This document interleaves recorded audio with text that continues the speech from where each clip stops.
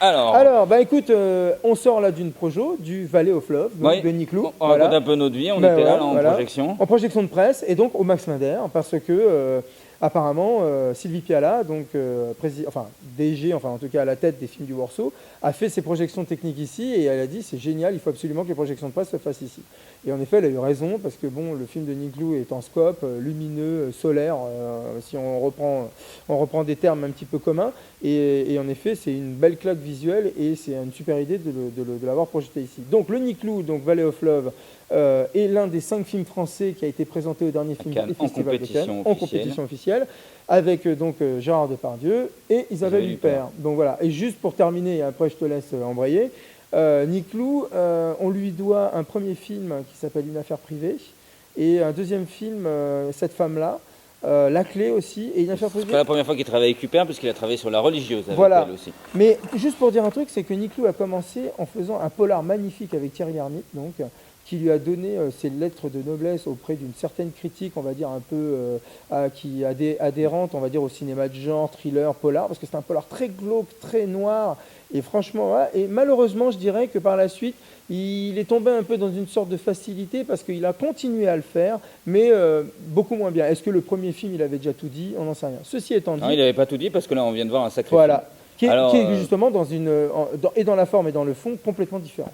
Aujourd'hui, dans la vallée de la mort, aux États-Unis, se retrouve un couple dont on comprend qu'ils ont été ensemble il y a très longtemps, une trentaine d'années. Ouais. Isabelle Huppert et Gérard Depardieu, eux-mêmes à l'écran, même si pratiquement jamais dans le film ils vont s'appeler par leur prénom.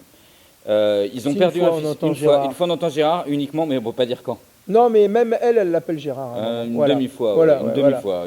Donc on comprend que c'est une sorte de film dans le film où en effet, tu as l'impression que c'est Isabelle Huppert et Gérard Depardieu. Donc on est fixé, l'unité de lieu est parfaite, c'est tout le temps la vallée de la mort, dans un motel de la vallée de la mort.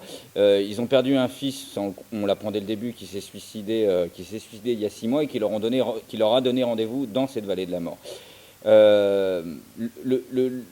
Le film est vraiment un film d'ambiance, mais c'est surtout un film qui est caractérisé dans tous les sens du terme. C'est-à-dire qu'on est extraordinairement près du méta-cinéma, on est même presque dedans. C'est-à-dire que si c'est pas Depardieu, c'est pas le film, si c'est pas Huppert, c'est pas le film. C'est-à-dire que Niclou a été chargé son scénario d'un nombre hallucinant de références à la vie et à la carrière de Gérard Depardieu. Tandis si bien d'ailleurs que le seul moment où il y a une respiration dans le film avec un autre couple, on leur pose des questions que sur leur carrière, et ils racontent n'importe quoi sur leur carrière, c'est là que c'est drôle et aussi. Et il signe même l'autographe Bob De Niro. Il signe l'autographe Bob De Niro parce qu'il n'est pas Gérard Depardieu, mais évidemment il est tout le temps pas et Gérard Depardieu dans le film. La photographie est redoutablement maîtrisée, ces deux-là s'entendent, j'allais dire comme Larron en foire, même si le film n'est pas drôle, mais on s'entend qu'ils s'entendent super bien. La photo est au-delà de...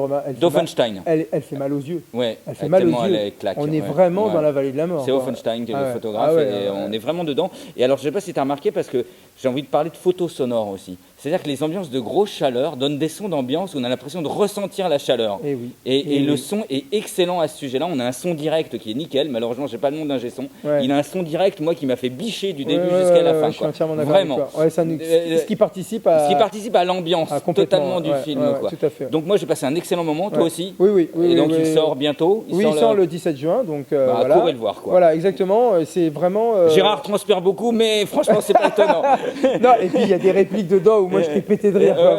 Il y a beaucoup d'autodérision. Voilà, exactement. Et puis Gérard n'a pas peur de montrer son physique, quoi. Non, mais il n'a jamais eu peur. Il avait fait déjà ses Delépine et Kerverne à fond. Je sais, mais là c'est à la limite de l'outrance, quoi. Il a plus qu'un petit truc à retirer. Il a la limite de la feuille de vigne, quoi.